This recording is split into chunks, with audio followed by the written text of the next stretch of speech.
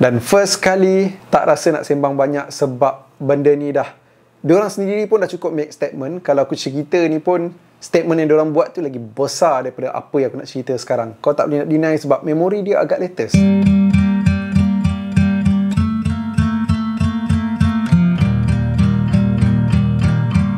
Kalau korang minat The Shield, Roman Reigns, Dean Ambrose dan juga Seth Rollins, mungkin korang boleh dapatkan The Shield Fan Edition punya microfiber jersey ni. Link aku letak dekat ruangan description kat bawah dan aku tag sekali produk ni dalam video kali ni. Produk aku sendiri, yes, keluaran Bebe eksklusif. Dulu aku dah pernah jual, banyak gila terjual, tapi hari tu ramai pula minta suruh jual balik. Kali ni dah terjual lah dekat Shopee. Lagi sekali, link kat bawah. Video kali ni kita akan buat top 10 aku punya favourite faction of all time. Aku tak kata top 10 faction terbaik ke top 10 the best faction of all time, tapi aku punya favourite. So, cita rasa aku ikut tekak aku untuk kita punya list top 10 kali ni lah. Tapi mungkin korang boleh share juga dekat ruangan komen kat bawah korang punya top 10 ke, top 5 ke, top 3 ke, favorite stable ataupun faction ataupun group dalam WWE. Nasib baik WWE, kalau aku bagi sekali selit AEW, confirm nombor 1 semua orang, Don Callis family. Nombor 10, kita ada Messiah Rollins punya team. Bukan Seth Rollins punya team yang sekarang ni sekali dengan Bron Breakker, Bronson Reed, tidak. Tapi group dia semasa PKP hari tu, yang ada Austin Theory, lepas tu Buddy Matthews, lepas tu ada AOP. Seriously, aku suka gila dengan grup tu, tapi aku sedih betul dengan faction tu sebab tak diberi peluang untuk tunjuk dia punya potential. Aku suka dia ada vibe cult yang macam dalam game Far Cry. Aku suka style cult yang macam tu, yang dipotretkan oleh Seth Rollins sebagai seorang ketua cult. Memang kena. Tinggal perlu ada ramai sikit pengikut dan bagi masa untuk dia polish dan grow. Tapi itulah, tim ni dia just tak kena dengan masa je. Dia masa PKP benda ni semua berlaku. So masa PKP tu jugalah ada beberapa wrestler yang kena release. So terganggulah progres kumpulan Messiah Seth Rollins ni. Kalau tak ada release superstar ke apa ke, aku rasa mungkin kita boleh nampak lebih lagi daripada kumpulan ni. Gila engkau, Seth Rollins sampai keluarkan biji mata Rey Mysterio kot. Tapi elok je sekarang mata dia ada lagi. Buddy Matthews boleh sampai bercinta dengan anak si Rey Mysterio. Sayang. Bagi aku sukalah style gimmick macam ni, tapi tak diberi peluang untuk dipolish lebih. Dan untuk grup dia yang sekarang, aku tak dapat vibe yang sama. Tapi tak boleh deny yang bila ada Bron Breakker dan juga Bronson Reed, grup ni memang legit strong lah. Lagi-lagi kau ada Bron Breakker, anjing tu. Lepas tu kau ada pula si ombak tsunami, kemain. Tapi gimmick dia macam kurang sikit. Nombor 9, New Day. Yes, mestilah bila ada Big E. So point aku kat sini bukan New Day yang sekarang ni. Sebab New Day yang sekarang ni walaupun dia jadi World Tag Team Champion, tapi diorang macam tak tunjuk betul-betul apa yang this new Day, this new heel New Day tanpa Big E ni boleh buat. Okay, kita imbas balik lah New Day yang dulu kan. Awal-awal tu kita nampak macam tak apa-apa je, tiba-tiba Xavier Woods nak tubuhkan kumpulan dengan Big E dan juga Kofi Kingston ni. Lepas tu macam ada choir dengan warna biru, dia duk tepuk sana, duk tepuk sini. Orang pelik, orang rasa macam tak boleh pergi jauh, tapi end up they make it work, they make it fun. Sampai New Day ni jadi satu branding. Merchandise laris dijual. Boleh ada bijirin sarapan sendiri pula tu, Butio. Dan kita nampak juga masa New Day ni belum macam kita nampak crack ke apa ke yang macam sekarang. Kofi Kingston dah jadi champion. Even Big E pun dah jadi champion. Cuma masa Big E jadi champion tu, dia dah tak sekali dengan New Day sebab drafted kan ke brand yang berbeza. Tapi itulah, New Day dulu bapak fun gila weh. Dia orang merancangkan tag team division. Sekarang ni aku masih lagi ada high hopes untuk New Day yang baru ni. Tapi itulah, macam nak kata ada plan untuk long term storytelling pun tak nampak. Nak kata slow cooking macam Wyatt 6 pun tidak. Just that macam diorang go with the flow je. So yep, New Day yang orang sangka-sangkakan confirm macam apa akan ke laut, tapi ke langit by diorang. Nombor 8, Nexus. You are with us or you against us.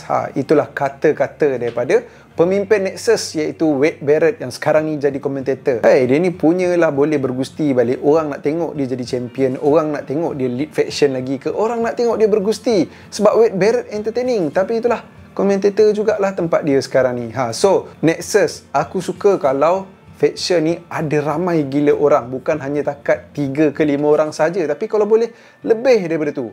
Macam Nexus lah contohnya. Cumanya apa yang kurang sikit bagi aku untuk Nexus ni, dia macam kurang gimmicky. Tak ada apa-apa yang macam bagi dia ada edge. Yes, group ni strong as a unit, diorang memang bagi aku nice, tapi just that macam character wise je lah yang mungkin sedikit kurang. Tapi still diorang datang dan debut pada timing yang tepat, memang sesuai lah. Dan nama-nama dalam tu pun bukan calang-calang. Wade Barrett, even Daniel Bryan pun start dengan Nexus dulu.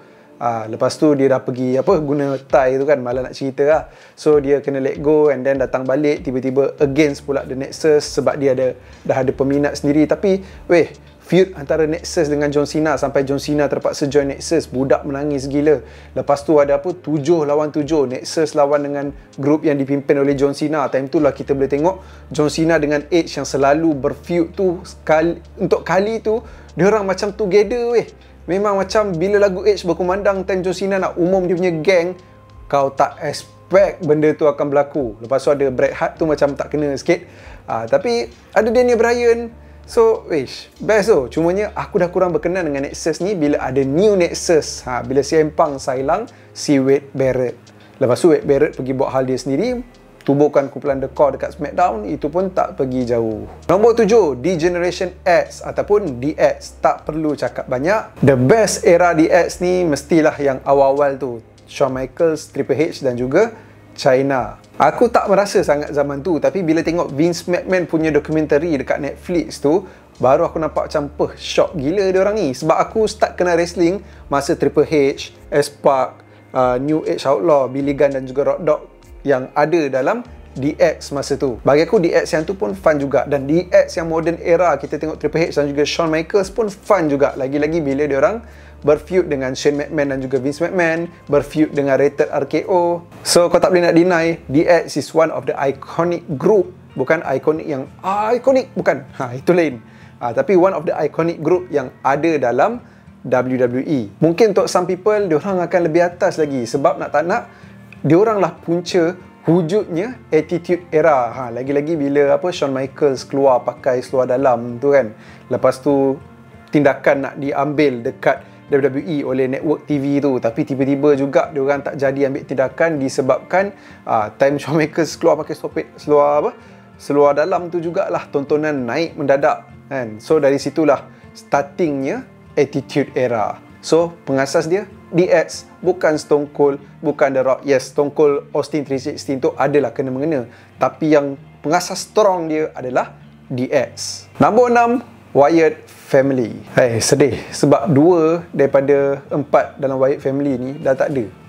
Ni bukan Wyatt 6 tapi Bray Wyatt, Luke Harper. Lepas tu Eric Rowan dan juga Braun Strowman. Ini paling sayang lah bagi aku, disebabkan sebenarnya diorang boleh buat wow, tapi masa era pemerintahan ataupun rejim Vince McMahon tu, Vince McMahon yang tak nak mengwowkan benda ni. Just imagine lah kalau Bray Wyatt kena push kau-kau, Bray Wyatt menang dengan John Cena dekat WrestleMania, Wyatt Family dengan Braun Strowman dipakai elok, tak adanya Luke Harper dengan Eric Rowan tu pergi jadi Bludgeon Brothers. Ini boleh jadi macam the next Ministry of Darkness. Tak semua orang boleh buat karakter mistik dan psycho cult ni semua macam Bray Wyatt buat, dan macam apa yang Wyatt Family ni berjaya portray dekat kita dengan dia punya vignette dia punya video package semua tu, setting dia dalam hutan. Semua benda tu dah menjadi dah. Tinggal storytelling. Bila naik ke main roster, bila dah ada peluang untuk kau nak elevate tinggi Wyatt Family ini, kau tak nak execute benda tu. Kau lebih bagi peluang pada John Cena untuk menang masa tu. So aku rasa missing opportunity dekat situ. Walhal even Wyatt Family ni dah tunjuk banyak dah dekat kita, tapi diorang boleh buat lebih lagi. So sekarang ni kita ada Wyatt 6. Wyatt 6 ni aku tak rasa dia akan jadi sebig Wyatt Family dengan laju macam tu. Kalau ya pun dia akan slow cooking, long term storytelling. Kita dah nampak dah Wyatt 6 sebelum ni macam tu. Lepas tu ada masalah injury. Sekarang ni diorang start balik slow cooking, tapi at least dah mula rancak dekat tag team division. At least untuk Nikki Cross dan juga Uncle Howdy, Borderless, ada something jugalah yang diorang boleh buat. Eric Rowan go for mid-card title ke, berlawan dengan Jacob Fatu ke. Nombor 5, kita ada Evolution. Antara best faction pada era Ruthless Aggression. Kita nampak macam mana dominannya Triple H sebagai world champion bila ada Evolution bersama-sama dengan dia. Kita nampak gandengan Batista dan juga Ric Flair boleh jadi world tag team champion. Randy Orton dah lah jadi antara longest reign Intercontinental Champion, lepas tu jadi pula youngest World Heavyweight Champion. Dan proses berlakunya breakup di antara Evolution tu pun bagi aku dia kena pada timing dia. Pasal tu untuk akulah selepas NXT Black and Gold, aku lebih suka Ruthless Aggression sebab bagi aku masa tu story dia lebih nice lah. Lebih nice, lebih cantik, lebih teratur, tersusun dan everything make sense. Timing dia pun elok. So, itulah Evolution ni bagi aku boleh kata macam walaupun kita dah pernah nampak banyak group sebelum tu, dan kau tengok apa jadi dengan kumpulan Evolution sekarang ni kan. Ric Flair, time dia masuk Evolution dia dah memang besar dah. Triple H pun dah memang besar, tapi dia boleh tinggikan lagi rekod dia pegang champion kan, sampai 14 kali pegang champion. Batista sekarang dah dekat Hollywood, sempat merasa jadi champion juga berkali-kali. Main event WrestleMania kalahkan Triple H for World Heavyweight Champion. Dan Randy Orton masih lagi dekat WWE sekarang ni. Tak jauh nak potong rekod John Cena, tapi mungkin WWE tak akan pull the trigger. But then every one of the Evolution punya member tu boleh consider success lah. So one of the best group stable faction dalam WWE. Nombor 4, Ministry of Darkness. Aku suka betul Ministry of Darkness. Aku suka betul bila faction group ni ada ramai ahli kumpulan dia. Aku malas nak ulang, tapi Ministry of Darkness ada benda tu. Dah lah ada benda tu. Ada gimmick. Ni cult yang memang buat puja sana sini, duk pakai black magic. So dah ada gimmick. Bagi aku dia ada everything lah. Diketuai pula oleh Undertaker yang memang nampak macam leader, memang nampak macam seorang ketua cult. Tu aku kata lepas Undertaker, Bray Wyatt je boleh buat benda tu. Lain daripada tu belum nampak lagi ataupun belum tentu ada. Antara momen dia colek Stephanie McMahon, lepas tu nak buat sacrifice, buat pemujaan. Zaman Attitude Era kita percaya benda tu real tau. Sekarang ni aku tak expect pun kalau ada group yang boleh sama macam Ministry of Darkness. Tak perlu mistik sangat, tapi janji ada vibe-vibe mistik tu sikit ataupun ada cult tu sikit pun dah okey. Cult tu boleh lebih sebenarnya. Kau tengok Joe Gacy dulu perform je kat NXT as macam cult punya leader, tapi dia orang just tak nak buat ataupun tak nak polish lebih lagi. And then Bray Wyatt pun boleh buat benda tu. Messiah Seth Rollins pun boleh buat benda tu. So sekarang ni tu je lah. Aku mengharap akan datang in future, hopefully ada group yang macam Ministry of Darkness. Tapi itulah, tak nak letak harapan lebih sebab nak achieve that thing tak senang lah. Tapi itulah, kita tahu ada Undertaker dalam tu, The Brood, even Viscera, Acolytes, APA pun ada dalam tu. Memang aku starting minat wrestling pada era tu lah. Nombor 3, The Shield. Ni baju The Shield Fan Edition, berminat, link dekat bawah. Mula-mula dia orang muncul dekat main roster, aku macam tak siapa-siapa je lah dia orang ni. Nampak macam pakai sumbat siapa ada. Janji boleh tolong si Empang, ada reason untuk Ryback kalah tak clean. So macam itu je lah kot reason The Shield. The Shield. Lama-lama tengok dia orang ni makin solid, makin entertaining. Walaupun promo dia orang tu bagi aku ada vibe yang macam cool, kecuali bila Roman Reigns masa tu buka mulut rasa macam pelik sikit. Tapi kau tengok Dean Ambrose dengan Seth Rollins bercakap, nice. Cara dia orang angkat kamera, letak kamera kat bawah, cool gila. Lepas tu turun ikut penonton yang macam Jey Uso buat sekarang, sampai WWE panggil Shield entrance dah. Walhal dulu Edge and Christian muncul macam tu juga, tak ada pun panggil ENC punya entrance. Dan The Shield ni banyak momen yang best. Bila malam Roman umum dia ada leukemia tu, lepas tu Rollins dengan Ambrose menang tag team champion. Time tu jugalah Ambrose pergi betray Rollins. Momen yang aku tak boleh lupa tu. Tapi yang lepas tu, aku kalau boleh nak lupakan lah, Ambrose muncul dengan topeng gas tu tak apa-apa sikit. Face off dengan Wyatt Six sampai bergegar arena tu. Semua orang dah holy tu, this is awesome. Time tu aku pun macam nak. Dan momen yang kau tak boleh nak lupa juga, there is always plan B. Bila Triple H cakap benda tu, Rollins balon belakang si Roman. Rollins betray Roman dan juga Ambrose. Berpecahnya kumpulan The Shield malam tu, which is bagi aku agak soon, sebab aku tak puas lagi dengan The Shield masa tu. Tapi bila fikir balik pun, agak soon pun, by right, timing dia kena je. Cumanya macam, itulah WWE nak main dengan emosi kita kan. Kita nak tengok lagi The Shield. Tapi, sebab kau tak boleh expect, dia macam something nice lah, kejutan. Kalau dia lambat-lambatkan lagi, takut orang dah boleh nampak dah Rollins nak turn on dua orang tu kan. Tapi, timing dia tu macam, orang tengah excited ni, The Shield baru lepas dengan Evolution. Tapi plan B happen. Nombor 2, Undisputed Era. Dulu aku suka betul buat benda ni. Lepas aku dah tengok Undisputed Era dekat NXT, baru seminggu 2 minggu je aku dah minat gila dia orang. Walaupun tak ada gimmick, tapi dia orang punya stable faction ni kena dengan NXT Black and Gold tu sendiri, yang lebih fokus pada athleticism. Bagi aku dia orang ni paling promising lah. Tapi bila Vince McMahon pergi in charge NXT, habis, rosak semua. Dan last semua ni sekarang ni, kecuali Bobby Fish tu ada dekat AEW, dan even dekat AEW pun Adam Cole tak jadi World Champion, dan Paragon, nama grup dia orang sekarang Paragon, tak jadi pun Tag Team Champion. So the best untuk Undisputed Era punya members ni adalah ketika dia orang dekat NXT Black and Gold. Seriously, aku minat gila dia orang. Aku dah lah suka NXT Black and Gold, tapi aku sampai sekarang aku tak boleh brain kau ada satu stable faction yang paling promising, kau boleh bawa naik ke main roster, tapi kau rosakkan gitu aja peluang dia. Apa-apa pun aku just harap Undisputed Era ni sekali lah dengan Bobby Fish tu buat comeback dekat WWE. Aku tak kisah even pergi NXT dulu pun tak apa. Dia pergi NXT sebab dia kata dulu dia orang yang run the show dan dia orang nak run balik, ataupun nak naik ke main roster, which is itulah tempat yang selayaknya untuk dia orang. Tapi apa pun, itulah aku just nak tengok semua ni ada dekat WWE balik, dan Adam Cole berjaya jadi WWE Champion ataupun World Heavyweight Champion. Dan first kali tak rasa nak sembang banyak sebab benda ni dah, diorang sendiri pun dah cukup make statement. Kalau aku cerita ni pun, statement yang diorang buat tu lagi besar daripada apa yang aku nak cerita sekarang. Kau tak boleh nak deny sebab memori dia agak latest. So first favourite faction untuk aku, walaupun aku macam tak pernah tunjuk, tapi bila aku fikir balik, entertaining habis, The Bloodline. Ini tak lain tak bukan kerana long term cinema dia orang. Semuanya bermula bila Roman Reigns buat comeback daripada dia punya sakit leukemia dia tu, buat comeback jadi heel. Bila jadi heel tu pula ganding dengan Paul Heyman, wujudlah karakter Tribal Chief. So kalau dah Tribal Chief, mestilah tribe Samoa yang dia ajak join dia.